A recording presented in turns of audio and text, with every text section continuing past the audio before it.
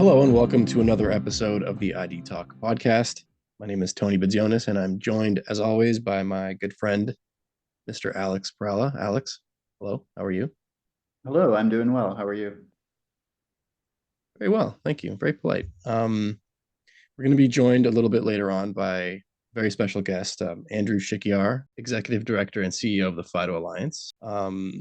Speaking of the FIDO Alliance and companies that are FIDO compliant, if you haven't checked out last week's ID Talk episode where we spoke with Frances Selesny of Anonybit, you definitely should. It was very interesting, very illuminating discussion that we had with her.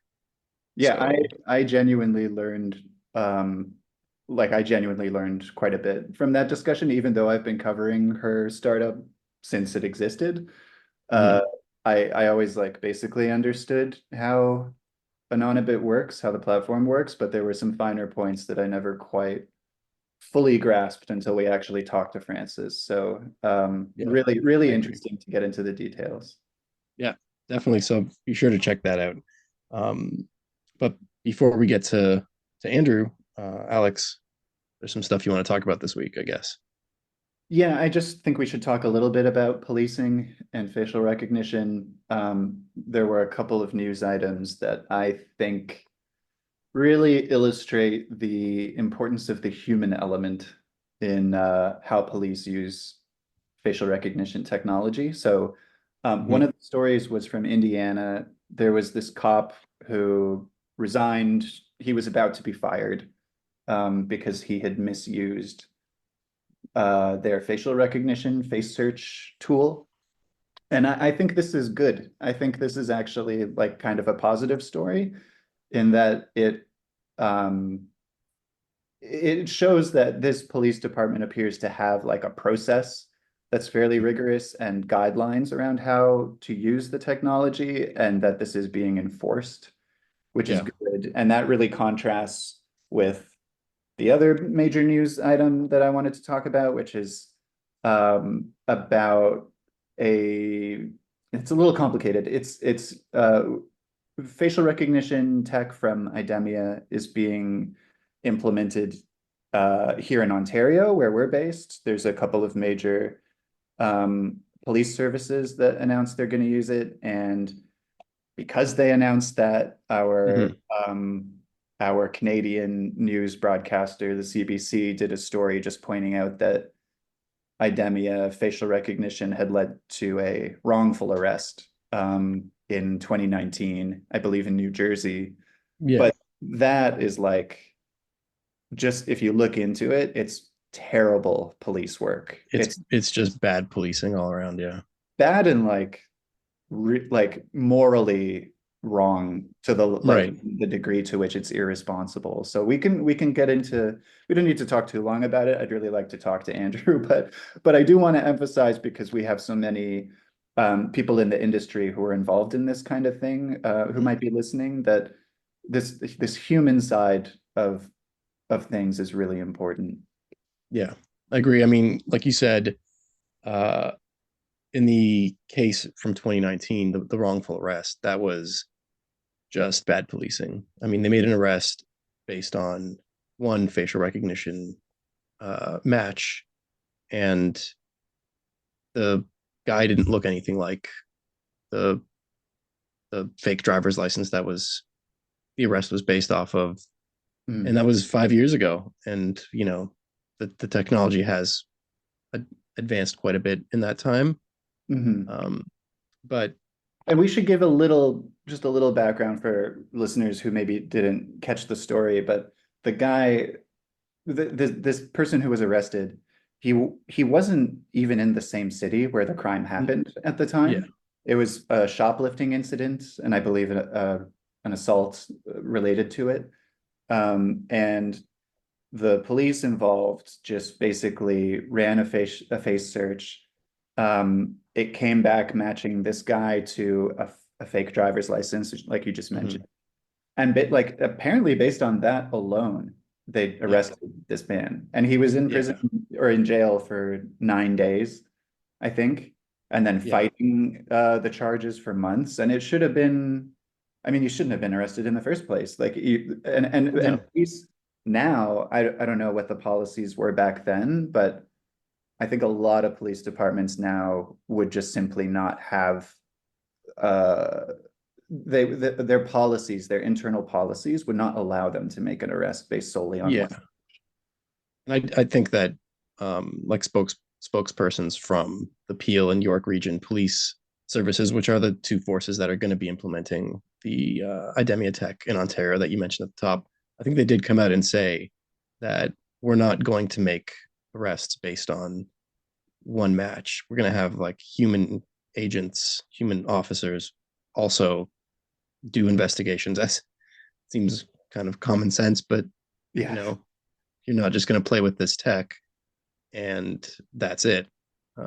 So, and then yeah, I mean, going way back to what you were talking about in Indiana, you're right. Like that force has, well, I forget what it, oh, case numbers, right? Like if you want to use, um, oh, and it was Clearview's tech too Yeah, that it was this was being used. controversial platform, Clearview AI, that they were using, and I think it was actually Clearview's policy that you need to attach a case number A to case any number. search you do, Yeah. and basically they found that this officer was, first of all, he was doing way too many searches, and they said it didn't match his the output of his actual That's the work. part. That's the part that I underlined that made me laugh. It is that it didn't match his work output. Yeah. And then yeah, and then they found when they looked into it, like and by they I mean his supervisors, I suppose. They found Yeah. that the faces he was searching had nothing to do with the actual cases he would attach to it. And so Yeah. they were gonna fire him, but he resigned before they could. And then they held a And now press they're gonna. conference just explaining Yeah. what happened, which I think that's to their credit as well. Not that I want to, unquestioningly say the police Right. did everything right here because we don't know all the details, but it's good to strive for that kind of transparency. Yeah. And I mean, they mentioned increasing the frequency of audits, like the one that caught this abuse of the tech. So I guess credit where credit's due. They acknowledged it and they're trying to learn from it. Um, Now, before we get to Andrew, you got a chance to actually witness the Clearview software in action, right? A couple of years ago. Yeah, yeah. It was a couple years ago. I had a an interview off the record with somebody from Clearview, and they showed me how the system worked. And I have to say it was cool. Like it was a cool, they ran Mm-hmm. my face through it and it was Oh pretty yeah. accurate. Like all the pictures that came back were me. But it was interesting because it's not like it's not like an identity database that they have. It's Mm-hmm. really just like an image search. So they just return images from the internet that Right. seem to match the face that you give them.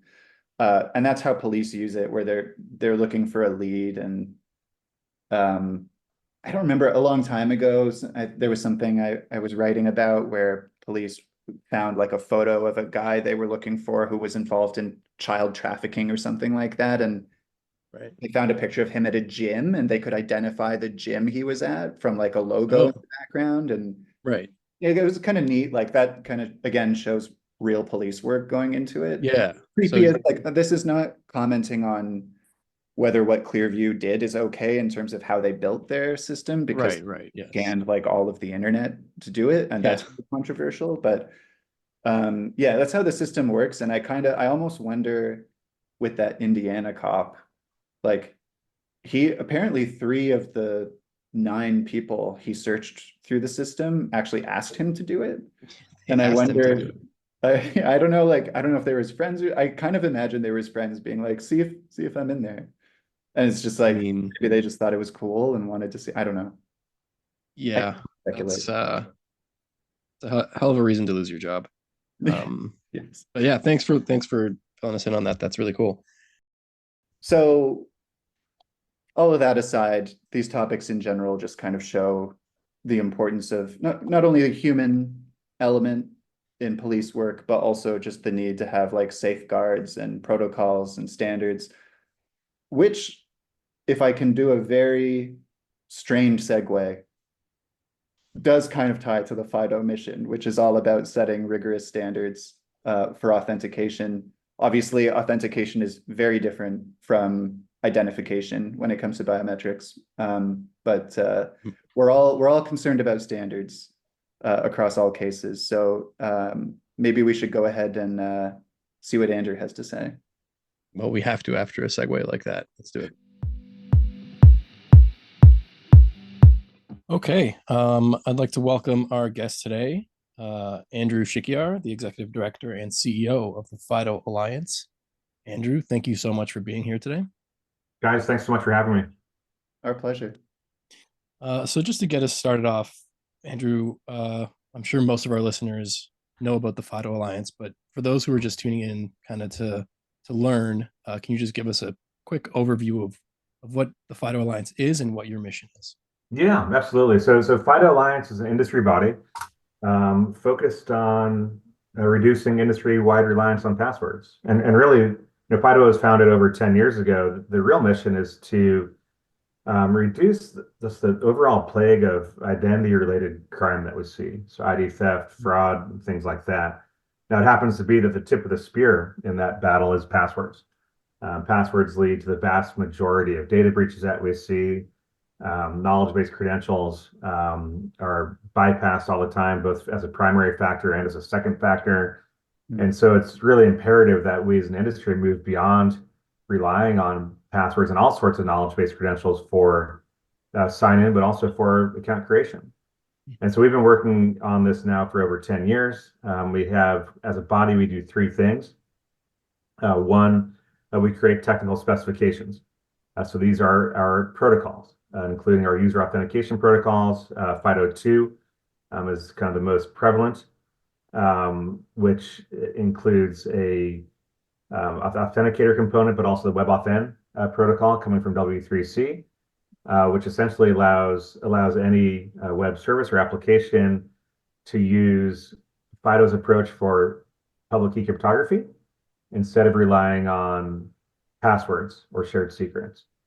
FIDO has been built into virtually every modern computing device, every web browser, meaning that just about everyone on the planet can consume, if you will, FIDO authentication. So we create technical specifications. Secondly, we run a world-class certification program. So to me, standards without certifications, it's like one hand clapping, right? Yeah. And so our certification program for user authentication does a couple of things. One, we confirm that products conform to our specifications, meaning that they were written correctly, that they adhere to our specs.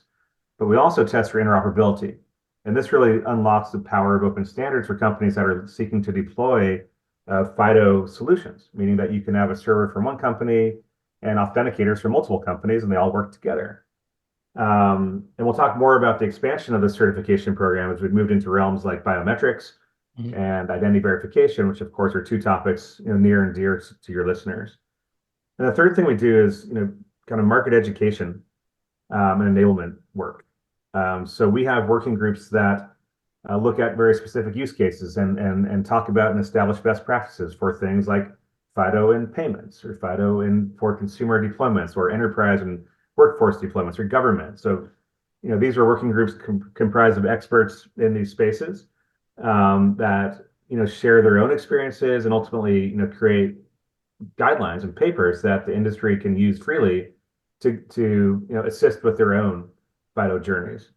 Additionally, we run the Authenticate Conference, which is our annual conference taking place October each year. This year it's in beautiful Carlsbad, California, where anyone who's interested in digging deeper into all things authentication, FIDO or not, and related identity topics, come convene and learn from each other. So we expect around somewhere between 750 and 1,000 attendees this year. It's always a great conference and a great chance for people to get up to speed on all things FIDO related. So those are the three things we do as a body. It's an open organization. Any company can join. We have over 300 members worldwide, all corporate members. We liaise with other .orgs to address adjacent use cases or education pieces. We have a lot of government members as well. So overall, it's a very healthy, vibrant, and very collaborative community. I've had the opportunity to take part in other standards bodies and activities throughout my career. And I'd say FIDO is incredibly unique in the spirit of collaboration and willingness to help each other. And I think that really, and these are fierce competitors, by the way, who are doing this. But I think that speaks to the magnitude of the task at hand. Passwords are a fundamentally flawed foundation that threaten the integrity of our networked economy itself. Mm-hmm. And I think everyone understands that threat. And that's why you see Apple and Google and Microsoft working hand in hand with companies from throughout the ecosystem collaboratively to make sure that we create a solution and guidance that will allow people to replace passwords with something far more secure and more user friendly. Yeah, it's interesting because recently, so I had the same issue everybody had years ago with really terrible passwords many years ago. And not too long ago I bought my mother a tablet, and I forgot that I had set up a Gmail account for her years ago. Couldn't remember the password. Yeah. And went down a list of possible passwords guessing, and I realized I had set up the worst possible password for her. Was it imaginable? Was It was password 123. Oh. And I not only did I give her password 123, but I wrote it down in a note on her phone. Yep. So it was the most hackable device, imaginable. So then I tried to explain to her, I have to set up your facial recognition or your, second factor authentication. And, just for context, my mother's, 75-year-old Greek woman who doesn't speak very much English. So it was not an easy conversation to have. And I still have not set it up for her because she has not used the tablet. She used it once and the battery died. But it's on my list of things to do, is to explain to my mom, say, Mom, this is what I do. This is what I write about all day. Please let me help you. Let's get your password set up. And we'll see how that goes. But I mean, look, no one's come to me and said, "Hey, yeah, getting rid of passwords is a bad idea," right? I mean, it's no. everyone's aligned behind this mission, and for the reasons we're talking about, right? So when we're talking to like industry people, I'll talk about the risks associated with it and friction and this and that, but all of us can relate to this as users. Passwords are pain in the neck, and so they're either like, I didn't know where you're going with that story, Tony. It's either going to be too easy or too hard. Yeah. Either way, you either have to recover it or it's super hackable. And that kind of sums up the user problem for passwords. They're either too easy or too hard. They're not possible to manage. And I think people need to understand also that even a complex password can and will be phished. Yeah. Right. Anything that's knowledge-based can and will be stolen. That's full stop. The biggest threat in the internet today, in my view, is social engineering and credential phishing attacks. And phishing is the threat vector that we need to be aware of, right? Which is why, and I'm not going to go into a deep dive on how public key cryptography works, but when you replace passwords with key pairs, it takes away the ability for hackers to take advantage of that knowledge-based secret, right? So the way key pairs work, I guess I'll retract that. I'll try giving a very brief primer on how public key cryptography works, but instead of having a secret on the server and the secret in the user's head, you now have a unique key pair where you have what's called a public key on the server and a private key stored safely on the user's device.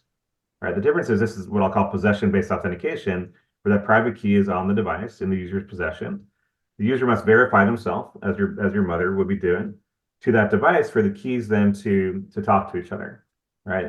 But only the holder of that device can actually initiate that process, can initiate that verification. So there's no way for someone remotely, even if they knew that I had a private key, to take it unless they were, had possession of my device. And I think that simple architecture is what makes FIDO immune to credential phishers and credential attacks. Um, and why it's why it's so important to move away from passwords. So if you think about phishing, what fishers do, and fishers are very good at their jobs, right? It's a very profitable industry.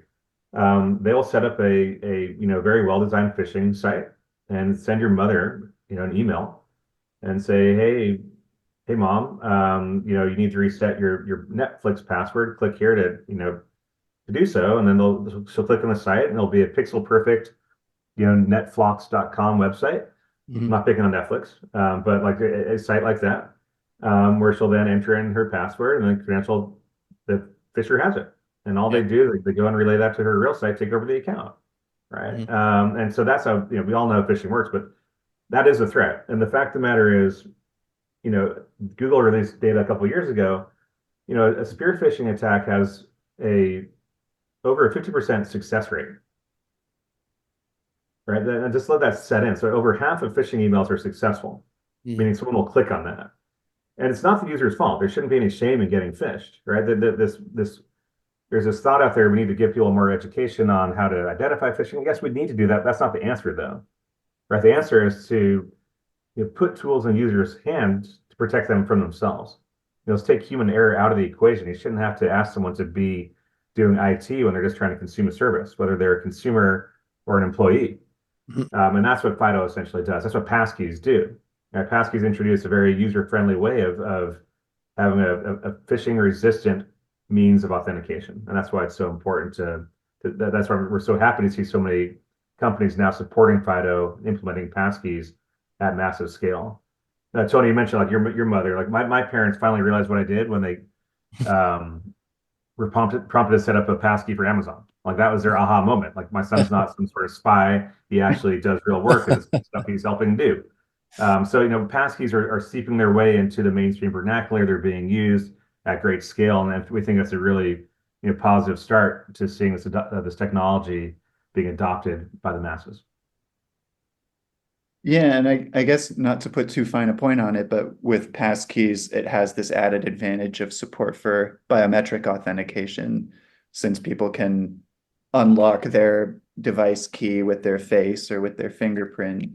And I guess more and more people are doing it with their face. So that kind of brings us to the other big thing that we wanted to ask you about, which is this biometric certification program. So can you, I guess first, can you give us just an overview of it and how it works? Yeah, so just to clarify one thing you said, I think you hit a really important point in the head about passkeys, how they work. It's basically what you do to unlock your device is what you do to sign in. Right? So that can be a biometric, that could be a PIN. You could be using a security key. You're just proving presence, local presence. Right? So that could even be a device password, which is confusing to people. If they don't have biometrics, see you're on an old MacBook and you don't have Touch ID, you might be prompted for a device password. That's all you're doing is it's a device unlock is what you're doing to sign in. But yeah, to your question, Alex. So before I talked about our certification program, as I was talking about that, we have a great foundation there, right? So we've certified over 1,000 products for user authentication. We've expanded on this program to do a couple things. One is we have a biometric component certification program. We introduced this a couple of years ago to provide the industry with an independent method for assessing the performance of biometric tools. So we test against things like your standard metrics, like so FAR, FRR, PAD testing, things like that. And if you pass these thresholds, then your biometric component itself gets a FIDO certified mark, and you can achieve that. And we see more and more companies seeking this FIDO certification as they're making purchasing decisions. Now, more recently, we announced an adjacent program for face verification. Right? This ties into some of the work that we're doing in identity verification and binding, which builds upon the user authentication piece to look at how do we also not just authenticate a user, which is a very important part of the digital identity lifecycle, but also how do we securely onboard that user and also help them recover their account. Right? Account recovery has always been kind of a back door for people if there's knowledge-based credentials, underpinning their account. Even if you have a passkey to sign in, if for some reason there's someone runs the recovery process, it comes back to how is that individual proofed in the first place. And so that's kind of our goal as we look at the work we're doing in identity verification. It really supports our overall goal of reducing reliance on passwords by introducing essentially a possession-based way of account creation and recovery as well.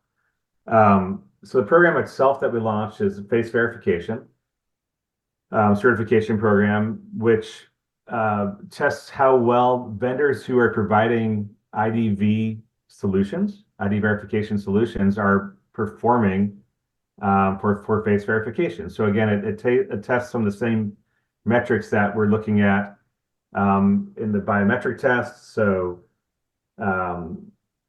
false accept rate, false reject rate, IAPAR. So looking at different modalities therein, some A/B tests and things like that. For those are the tests that we're running that companies need to go through to be certified. Now, all of these tests are run. So the way we do this, we have a lab accreditation program, a very rigorous lab accreditation program. Ingenia and Biometrics and Tubit are two of the labs that are right now supporting this. Both companies are fantastic companies with very deep expertise in biometrics and biometric testing. All of them need to have certain things in place. For example, they need to have ISO 17025 accreditation, which is a pretty meaningful threshold to achieve. And it's also important for a number of reasons, most notably for effectively completing pad testing. All of these labs must have they have other ISO standards they must meet as well. They're reviewed and renewed on a 3-year basis. They need to have meaningful private and regulatory sector experience, and they're only accredited based on their ability to evaluate specific biometric modalities. So, for example, we have labs who do face and fingerprint, but not voice. We have labs who only do voice. So it can be very specialized in their fields of practice. So anyhow, those labs are the ones who perform this actual test, and we've had a lot of vendors who are queued up to do this. iProve was the first company to complete testing. We're very thrilled to see them launch when we announced the program just a couple of weeks ago. Right. And just to clarify, honestly, for my sake, when you say they're accredited, is it FIDO that accredits them? Is it NIST, or how are these tied together? Yes, we have our own accreditation program. So we have our own accreditation program that was created by our security experts, our security secretariat. And that's the program that the labs go through to become accredited. Okay. And these accredited labs, what we do in-house, we do interop testing, we do conformance testing for tests against our specifications. We also do in-house, our secretariats do things like vendor questionnaires for certain products that we certify. But for more specialized tests, that's where we work with third-party labs. So in the case of the identity verification piece, these requirements that I just mentioned are those requirements. We also have specialized labs for some of the user authentication products we have as well, and they have their own accreditation measures that must be met. Okay. I also wanted to ask about how you're approaching the issue of bias in algorithms, because I know that's like an increasing concern. And I know, I don't remember the exact details, but I know in the UK, the police have been using a lot of facial recognition, and they got a lot of flack for the issue of bias. And then they had their national lab assess the system that they use and basically determine that it doesn't show bias. So I felt like that was just a very proactive approach to just resolving this issue, is just test it and make it go away. So how are you guys approaching that issue? No, thanks for raising that. That was one of the unique things about the program that we launched, is that it's the first one to actually test for bias. So bias is contemplated, and you must meet certain thresholds to pass, so certain bias thresholds to pass. And bias is a tricky issue, and it's absolutely imperative that we think about this, right? We're in an age of inclusivity, and I can't think of anything less inclusive than bias. Another thing to consider is that, our data shows that consumers equally favor biometric login, but also have concerns around bias. And so, we need to find a way to kind of break through that logjam. If people want to do biometric, sign-ins, but they have concerns around bias, the best way to do that is to start to address the issue head on to make sure that products are developed, algorithms and engines are implemented that take bias into consideration and take steps to avoid bias. And so our testing procedures actually contemplate this explicitly and make sure that the tests reflect a mix of characteristics that otherwise may lead to bias. All right, so the tester is actual, when you're doing biometric testing, this is actual people you're talking about. And so we make sure that we have a requirement is to have a diverse test set,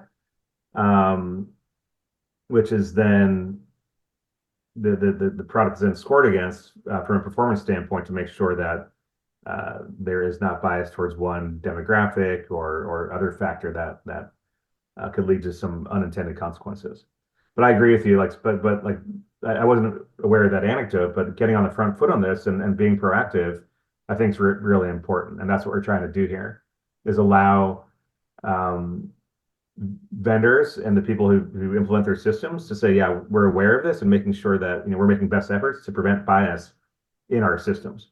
Now, it's important also, as you know, to delineate between facial recognition, which you just raised, and face verification. All of these are being used for, very intentional purposes. So these are all active purposes rather than, surveillance type scenarios. So if someone's again trying to create a remote account or recover their account, that's where the products that we're testing would be utilized by service providers and their users. Right. I also wanted to ask, you already mentioned the issue of presentation attacks, but just because it's so in the news now, this threat of deep fakes, how does this program address that threat?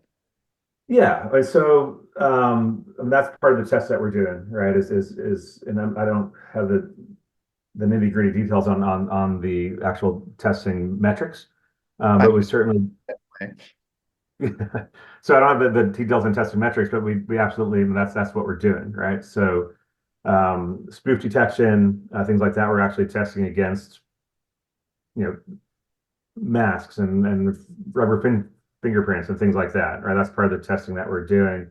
And the products that are in market, as many of the vendors in your community are keen to talk about, they all have unique approaches to ensuring liveness, and that it's really the right person in the right place at the right time who's being tested. So different vendors have different approaches, whether it's flashing a light or looking for subtle things, or just all the ML built into their systems. Those are the technologies that are brought to bear to identify spoofs and identify fake biometrics. And again, our testing labs test against this with actual spoof attempts, making sure that the products protect against that. So this is just, if I can ask you one more question before you need to go, probably a weird one, but I'm just curious because you have, I believe, hundreds of companies at part of the FIDO Alliance. I don't know how many are face vendors, but you have these two labs. iProve was the first out the gate getting the certification. Is there like a backlog? Is there a queue of companies because the labs are just at capacity, or how quickly are they able to move through this testing program? No, that's a great question. So again, the accredited labs that we have today are Ingenium Biometrics and Tuvit Labs. Both of them have robust testing programs. So the test process itself can take from a couple of weeks to a couple of months. It really depends on the product. I don't get the sense there's a backlog right now. They can multi-process multiple vendors at once. It's also why we have an accredited labs program to have more labs come on board. We have a number of face verification vendors in the alliance, many of whom are in the process of going through the test right now. So I think you'll see more companies announcing face verification certified products in the near future. One important thing to note, though, is that you don't need to be a member to get certified, right? So we have non-members who will get certified as well. Now, there's benefits to being a member if you go through certification, but it's not a requirement. So, but in general, yeah, the labs can scale to manage multiple vendors at once. That's one of the things we look at in our accredited labs is like, what's their business like? Can they manage this? And we want to make sure that we don't have a bottleneck. So, I think that can be avoided, but generally, going to the other part of your questions, yeah, how long does it take? It could take, from I'd say 3 to 4 weeks to 2-3 months.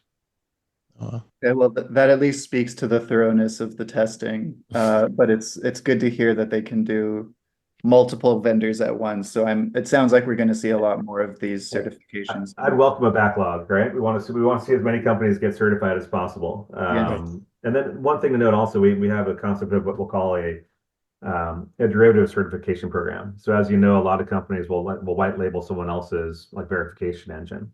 Right. And so that's something possible as well. So once someone is certified, say iProof, for example, other companies who might have like say an identity stack will do a derivative license, and so that they could basically carry on that certification. And the reason why that's important is that allows us to really scale. We see FIDO certified as like for user authentication products as a staple requirement in most identity RFPs these days. And we fully intend and anticipate that we'll see the same sort of requirement for FIDO face verification in the future. And so, for companies that, have product that doesn't really, where they're not building their own face verification piece, this is really important for them to understand so that they can go to these vendors who they probably already have a licensing relationship with in place, and essentially have a derivative certification license so they can also benefit from that initial company's hard work in getting certified for their own product and for their own customers. That's a good point. Okay, well, Andrew, thank you so much for your time today. We really appreciate, you've got a crazy schedule from what I've seen. So we really appreciate you making the time to talk with us. And the work that FIDO is doing is obviously extremely important for the whole identity industry. So thank you for filling us in, and we hope you'll come back in the future to keep us updated. Yeah, thanks for having me. I'm always happy to talk, and I appreciate all the work that you guys do. So thanks so much. Thanks, Andrew. Thank you.